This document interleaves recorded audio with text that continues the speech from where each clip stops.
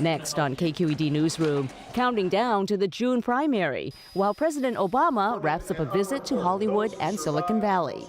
Journalist and undocumented immigrant Jose Antonio Vargas shares his story in the film Documented. What I'm trying to do is humanize the issue and expose the complexity of it and what's really at stake. Plus, a Bay Area airman revives the art of 19th century photography, making the first combat zone tintypes since the Civil War. My tintypes for Afghanistan were about the timelessness of war, how it's followed us since civilization began and will continue to follow us.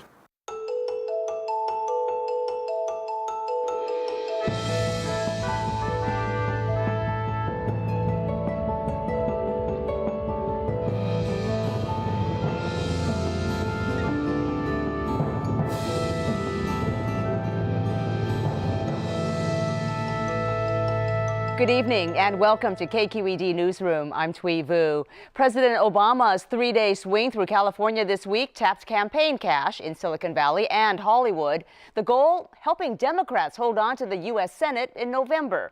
But first, there's California's primary election, June 3rd. In the South Bay, longtime Congressman Ro Khanna is facing stiff competition from a fellow Democrat with high-tech ties, newcomer Ro Khanna. And two Republicans are among the challengers vying to stop Jerry Brown from winning an unprecedented fourth term as governor. Scott Shafer takes it from here and leads our discussion. Primary elections are often unpredictable, in part because so few people tend to vote.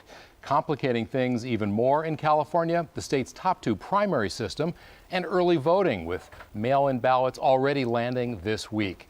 Joining me now to talk about politics and the election are Carla Marinucci, San Francisco Chronicle senior political reporter, Josh Richman, Bay Area News Group political editor, and Scott Detrow, KQED Sacramento bureau chief, joining us from the Capitol. Well, folks, the president was in town this week, and the last thing he did before heading back east was an event at a Walmart in Mountain View. He was touting green energy. Josh Richman really didn't go down well with some of those liberal groups, environmentalists, and labor, to name two. Well, yeah. You know, the president used this Walmart in Mountain View as the venue to roll out a new energy initiative that he's going to be pushing. It's sort of a continuation of some things the administration has already been doing and some new things, new energy standards for businesses. He mentioned a lot of businesses that are signing on to some existing programs that already are there. It's pretty significant, but the dust up was the venue. He went to visit Walmart, which is the sworn the very symbol of what's wrong with American income inequality as far as labor unions and such are concerned. But I think he had a good reason for doing it. What's that? Well, you know, I think he's willing to take that heat in order to have a company like Walmart, the world's largest employer, the world's largest publicly traded company, in his corner on something as important as climate change. Well, but Carla Marinucci, I mean, labor was upset. So many different groups, and Bob Reich, the former labor secretary under Clinton, put on his Facebook page today what numbskull in the White House was thinking about this. And that's exactly, Scott, what I was hearing from Democrats there and around the Bay Area, who said that this sort of underscored the lack of connection, of communication between the White House and some of the grassroots people. They said they didn't have a heads up about it. When they finally heard that it was Walmart, they thought, oh, he might be talking about wages, you know, yeah. Minimum wage, an issue with Walmart. Instead, to come to the Bay Area, the center of some of the protests with regard to labor, with groups like the United Food and Commercial Workers, and to basically throw it in their face, did not go down well. And they said if he wanted to make points about solar and other things, could have done it in other states, like Arkansas, where he just came from. So the main point of him being here was to raise money for Democrats. The Senate is just tenuously in the hands of Democrats. That could change in November. So what was the message that Obama had while he was here, not just in the Bay Area, but down south? I think it significantly here in Silicon Valley, you saw some of the younger high-tech entrepreneurs like Sam Altman, who's 28 years old, the CEO of Y Combinator, get into political fundraising in a very prominent way, signaling sort of almost a passing of the torch to new generation. His message is still the same, which is midterm elections matter, and Democrats have not been turning out at them, and he's trying to fire them. It's got to motivate them. Yeah, and speaking of elections, we've got one coming up in June. And Scott Detrow, the governor this week, had a bit of a victory standing with Republican and Democratic leaders announcing a deal on this rainy day fund. The Republicans didn't have to go along with this. So, what did they get out of it in agreeing to change what's on the ballot in November and put one on there that the governor likes more than what was there already? Well, policy-wise, Republicans got basically everything they wanted. They had two big concerns with Governor Brown's plan. One was consistency. They wanted to make sure that this rainy day fund would be getting new revenue every single year. And the second one was making sure that it wasn't too easy to get money out of the fund. They were concerned that some governor down the line would just declare a fiscal emergency and get the legislature to vote that way in order to tap this fund. But the way that this deal was constructed, Republicans are able to make sure that money's going into it every single year, and that it has to be a budget that has lower revenue than the last three budgets in order to tap into it. So they're pretty happy policy-wise. Politically, you could argue maybe they should have held out a bit longer and not handed the governor such a big victory right before the primary. What does it say that they, folded pretty quickly? They came together with a deal. I mean, does this indicate that they know he's going to be around for another 4 years? I think that's one way to look at it. There was a legislative hearing about this issue where the governor came and testified, and every single Republican on the panel complimented the governor. And a couple of them said, well, Governor Brown, we trust you, but we know you'll be here for 4 more years, and then that's it. I think that says it right there. They don't really have much faith in their governor candidates. So, Scott, when you talk about the optics for the election coming up in November, this was just tailor-made for Jerry Brown. I think so. I mean, what's the message out of Sacramento for so many of the past years? A partisan gridlock and budget disasters. And here's the governor saying, I worked with Republicans to save money to make sure we don't have a big deficit in future years. Meanwhile, Josh Richman, we do have a couple of Republicans, Neel Kashkari, who was thought to be the kind of mainstream Republican, just exactly the kind of person the establishment GOP would like to lead against Jerry Brown. But we've got Tim Donnelly, the Tea Party favorite, really doing quite well. What would it mean to Republicans to have him in the runoff, basically, against Jerry Brown in November? Well, I think the Republican base is much more comfortable with Tim Donnelly than with Neel Kashkari. I think Tim Donnelly had gotten an early start on rallying that base, and Neel Kashkari is less of a known quantity. Donnelly has a legislative track record that they can look to and that they generally like. Unfortunately, Donnelly made a questionable judgment call this past week and caused quite a kerfuffle when he basically implied that Neel Kashkari was in some way succumbing to or embracing Sharia law by covering that topic in a seminar when he worked at the Treasury Department and was running the Troubled Assets Relief Program. Never mind that he's Hindu. Never mind that he's Hindu. So, Carla, coming back to this, the race that's down there in Silicon Valley, you talked about the new tech money. A lot of it's backing Ro Khanna in this race against Mike Honda. The Mercury News and your newspaper group and the Chronicle now have come out both endorsing him against Mike Honda. What's going on down there? I think this is one of the issues that Mike Honda has to deal with going into this race. He's been there for 7 terms. He's facing a younger a challenger who knows the tech industry, who has like 300 tech leaders behind him. So Honda's challenged in trying to show what he's done for tech. And this is where we're seeing money coming into the race and a lot of look, the Mercury News endorsement and the Chronicle endorsement are both things he's going to have to deal with as he tries to make his case to voters. Scott Detrow, before we wrap up, what impact would you say that this top 2 primary is having in Sacramento? Is it evident yet that it's bringing more moderates, for example, up to Sacramento? I think there are a lot of questions, and I think we've only seen this play on the local level. This will be the first statewide time that it's in play, and I think that'll answer a lot more questions about broader trends we can take out of it. All right, Scott Detrow up in Sacramento, Josh Richman, Carla Marinucci, thanks so much. Fasten your seatbelts. Jose Antonio Vargas was just 12 years old when his mother sent him from the Philippines for a better life with his grandparents in the Bay Area.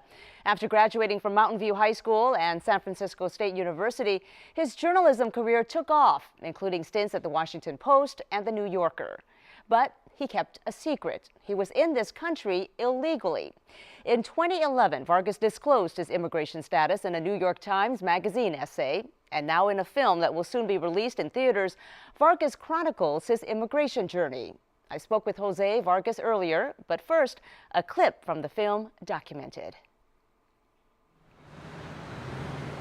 So it's been a few weeks. and I haven't gotten deported. The only thing that's happened so far since coming out is my driver's license got revoked, which is kind of a big deal because it's my only form of government-issued ID. So thankfully, the Philippine embassy here in New York gave me a Filipino passport. So this is a passport that I can use as a form of ID. The problem is there's no visa in the passport, which means that once I show this to the TSA people at the airport as ID, if they see that there's no visa in it, they can actually call Border Patrol and they can, I guess, detain me. So I guess we'll just see if that happens. Jose Antonio Vargas, thank you for joining us. Thank you so much for having me. Well, from that clip, obviously a very personal documentary revealing some very intimate details. Why did you decide to make the film, and what do you hope it will achieve? Well, first of all, the hope is how do I humanize an incredibly political issue that, that has been played political football with for decades, right? And so the goal of the film is to really make it personal and really make it human. I was just kind of hoping that it wasn't me. Originally, I was going to direct the film, and it was going to be me directing a film on young undocumented people. That's what I was going to do. Like a journalist. Like a journalist. That's exactly what I was going to do. And then the film became more personal, and once it went down that route, it was like you're either all in or you don't go in at all. So that's what's happened in the film. There's a very emotional scene in the film when you see your mom for the first time in nearly 20 years. You haven't been able to travel to the Philippines. On film. I see her on film. You see her on film because you haven't had the papers to travel abroad. Yeah. And so you've had to see her for the first time via Skype. Yeah, so she can't come here. She's been denied a tourist visa, and she's actually on a 16-year waiting list to come legally. So that's why she can't come here and I can't leave, because I won't be able to come back. There's no guarantee. So she and I meet on Skype. Which was a very painful, but almost kind of also liberating thing to do, because I mean, how do you explain not seeing your mom for 20 years? Like, I could not have written that as a writer. How do you think these personal moments will affect the immigration debate? Look, 1,000 people get deported every day, 2 million people in 5 years. What do? I make a film. What I'm trying to do is, again, humanize the issue and expose the complexity of it and what's really at stake, which are, immigration has always been about families. It's always been about families, not Republican or Democrat, families. But for many in this country, Jose, it's also about being legal, about having documents. Absolutely. Immigration reform is stalled in Congress right now, a very divisive issue. You have attracted a lot of critics. You call yourself undocumented, but to many, you're illegal. You repeatedly broke the law. They think you should be deported. Yeah. So actually, I'm glad that you brought that up. So to be in this country without papers is actually a civil offense and not a criminal one. So calling me illegal is actually factually inaccurate. So most people don't know that. But more so than that, like, in what other issue in this country is there any other issue in this country in which we refer to a group of people as illegal? This is the only issue, right? So there's that. Of course, I understand that I'm here illegally. And, I'm a student of American history. And sometimes I wonder, like, when the Irish, after the potato famine in the 1850s, came here and crossed the border, that was the Atlantic Ocean and landed on Ellis Island in New York, they didn't have any papers. Did we call them criminals too? Right? So what's the difference? I mean, again, this is a question that I've been asking Americans as I travel around the country, and this is a question that is partly exposed and asked in the film. How do you define American? Is it pieces of papers? Well, another question people might be asking also is, how are you still in this country? You're several months too old to qualify for President Obama's policy of deferring deportation and offering work authorization to undocumented immigrants who came here as children. How are you still here? I have no idea. I mean, when I did this, I was, I had talked to like 27 lawyers. So like any reporter, I reported it, right? And then I prepared myself for the worst. I prepared my family for the worst. I was prepared to be deported. What I was not prepared for was silence. And that's mostly what I got from the government. So actually there's a scene in the film, as you know, where I actually call ICE, which used to be INS, myself, and ask them, I haven't heard from you. What are you planning to do with me? There were some developments on the immigration issue this week. Yeah. The federal government rejected California's design for driver's licenses to be offered to undocumented immigrants next year. Florida is expected to join 19 other states allowing undocumented immigrants to get in-state college tuition, have those rights. Do you think ultimately this is how immigration reform will happen, state by state, as opposed to at the congressional level? Well, I mean, I think given the congressional dysfunction and partisanship that we're seeing, you know, it's an election year. It's going to be another presidential election year, right? So I think there is going to be a lot of waiting still to happen. And I do think that states, especially states with huge immigrant populations like California, Texas, New Mexico, Florida, Chicago, I mean, Illinois and Chicago, like we need to figure out how are these other states going to actually alleviate, right, the struggles that's happening with all these undocumented immigrants in their own states. You say you're now shifting your focus from the politics of immigration to the culture of the debate. What do you mean by that? So I have done about 200 events in 42 states, visited maybe 100 or so colleges in 3 years. And what I can tell you is the conversation on this issue has been stuck in the US-Mexico Latino illegal border conversation. When to me, our job, my job as a writer, as a filmmaker, is how do I unpack that and transcend it and make it about people's stories. So I'm really excited because I'm about, for example, you know, we'll be working with the Writers Guild of America in LA and try to figure out how can we better integrate immigrants, documented and undocumented stories in television and in films. So that's really the goal at Define American, is how do we help people do that? Producers, screenwriters, and directors. And change the conversation through pop culture. Pop culture, media, absolutely. Okay. Jose Antonio Vargas, thank you. Your film, we should say, opens in Bay Area theaters May 16th in San Francisco, Berkeley, and Sebastopol. Thanks so much for joining us. Thank you so much for having me.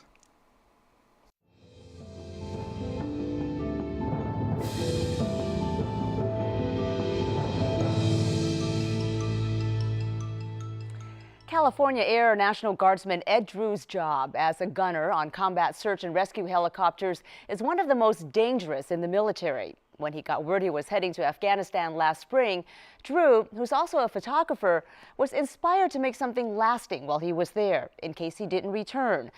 Little did he know that by reviving a long-lost art, he would end up making history. Scott Shafer narrates our story, produced by Lori Halloran. When I grew up, my life wasn't incredibly easy. My mother worked all the time. My real father was out of the picture. I really had to learn on my own how to hold myself up. Photography is one of those things that I used as a vehicle for self-expression because I felt in my heart that I was an artist. Working out of a makeshift darkroom using highly reactive chemicals, metal plates, and a large format camera, artist Ed Drew is putting his own spin on a 19th century art form. I like tintypes because it's not just something simple. You have to set it up and you have to be really physical with it. You can't just click. You're basically making a photo on a piece of metal. You're exposing it, developing it, and fixing it all right then and there. Tintype portraits reached the height of their popularity during the American Civil War. Inexpensive, durable, and relatively simple to make, tintypes were the first portraits available to the masses, including hundreds of soldiers headed off to battle. These images of soldiers, sometimes these are the last images that their friends and families would ever see of these individuals alive. Ed is no stranger to the risks of combat. He served in the military since he was 18 years old and is currently an aerial gunner on combat search and rescue missions for the California Air National Guard. When he was deployed to Afghanistan last spring, he brought his camera along. The whole idea to do tintypes came from the fact that I was going to Afghanistan, and I wanted to record the people who I work with in the most humanistic way possible. I really wanted to focus on this brotherhood I belong to, these combat rescue individuals. I would do tintypes in between missions. Sometimes while I was doing a tintype, I would get called on a combat mission, so I would literally have to drop everything and immediately sprint out to the aircraft to do my job. Drew's tintypes were the first to be made in a combat zone since the Civil War. This is my co-pilot. My tintypes for Afghanistan were about the timelessness of war, how it's followed us since civilization began and it will continue to follow us. My purpose is not to glorify anything and to celebrate people because we're all essentially just human. It's usually cloudy out here, right? When I came back from my deployment, I was a little frustrated because I had purpose over there. I got back and I kind of had to fill that void. How I did that was I had this very specific idea that I was going to use my art to show the beauty of people. I wonder if the hoe would be a better tool. Now Drew is working with at-risk youth at the Garden Project in San Bruno. Jess, I got the special job for you. Catherine Sneed directs the program. Sneed's students learn job and life skills through organic farming. The vegetables they harvest feed thousands of needy San Franciscans every year. The young people that work with us every day are the people who live in areas of the city where there's a lot of crime, a lot of poverty. They manage to overcome all that. They are understanding that they have a future. Like right about there. Yeah, that's perfect. The reason I chose these young adults is because they're making something of themselves. They're going to college, but they're also earning money here. Drew hopes by making these portraits, he can help shatter negative stereotypes that often follow young men of color. How's that? Most people don't like standing that still for that long. All right. I wanted to capture them in tintype to show other people that they're not what you think they are. Tell me about yourself, man. Well, me, honestly, I go to school right now, so I'm taking business classes. And on my free time, I write music. Oh, nice. Yeah, so rap, that's what hip-hop? What are you doing? I do it all. I like to hear his story. It's not just about me taking a photo and walking away. It's also, hey, well, what do you like to do? The ease in which he feels around me is what's going to make a really strong portrait. Check it out. Yeah, that's nice. Yeah, you like it? Yeah. Good, good. I'm glad. Yeah, we're going to do it. This is where you got to be a statue, man. Tintypes are really reflective. They're a really slow process. Don't blink. I think tintypes have a really good way of evoking people's humanity. All right, you're good. They're exposing themselves.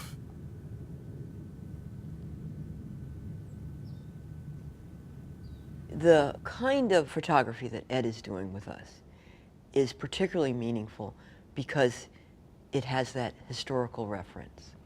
After the experience of slavery, many folks have said, oh, gardening isn't for me. And I think that Ed's taking pictures of us, using this older way, it's come full circle.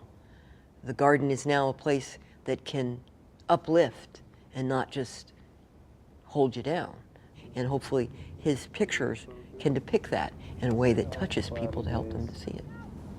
I think the imperfections of tintypes is what I really enjoy. And I think it's a great analogy for life. Life is not perfect, whether they have a little speck on them or a little streak of silver that just kind of went awry. You accept the image just like you accept the person. Joining me now for a look at what's coming up on KQED News is Scott Shafer. Hi, Scott. Hi, Thuy. Well, as you mentioned earlier in the panel discussion, Governor Jerry Brown reached a deal this week with the GOP to put a rainy day proposal on the November ballot. Next week, the governor is going to unveil his updated budget proposal, the so-called May Revise. What's the connection there? Well, the connection is this is budget season, and we got a report this week from the state controller, who's the bean counter up there in Sacramento, and says we've got $2 billion in extra revenue, more than we expected. And so the rainy day fund, it's just kind of a sort of almost a goodwill thing. The governor and the Republicans and Democrats coming together, talking about fiscal responsibility, just kind of sets a tone for these budget negotiations that will begin in earnest after the governor announces his May Revise on Tuesday. And also this really gives the Republicans something good too. They can come in and say, hey, this is one of our achievements as well in this election year. Absolutely. This is one thing they've been talking about. I mean, there was another report that came out this week that said that California has a $340 billion in liabilities for retiree pension and health benefits. And the rainy day fund is something Republicans have been saying, hey, we've got to start squirreling away some money to pay down this debt. The governor wants to do that as well. And so the rainy day deal is, part of that agreement to deal with that. But it's something, there's a little something in it for everybody. Also, looking ahead to next week, Monday, a Silicon Valley mogul is expected to testify in court in a lawsuit over his decision to close public access to a pristine beach south of Half Moon Bay. What is the basis for this lawsuit? Martin's Beach. It's been a little hidden gem along the coast there, about 3 or 5 miles south of Half Moon Bay. Surfers like it.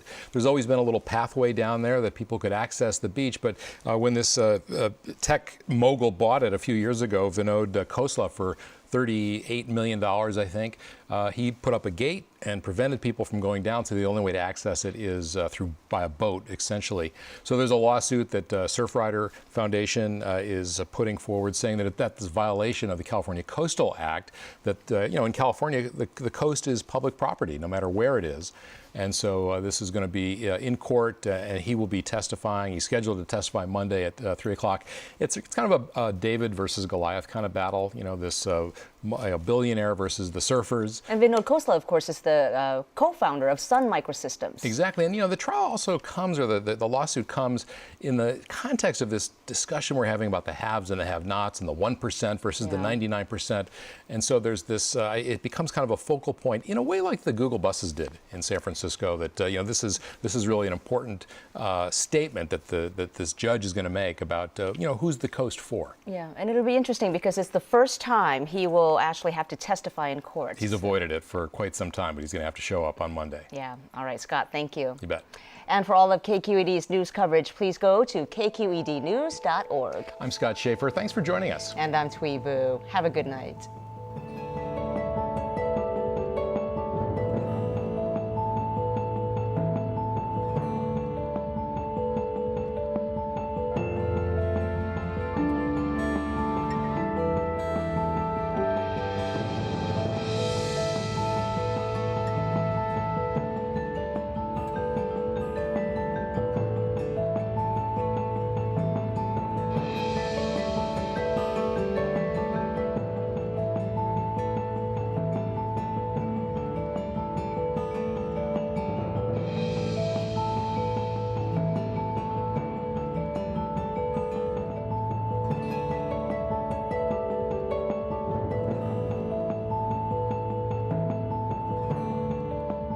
Funding for KQED Arts is provided by the William and Flora Hewlett Foundation.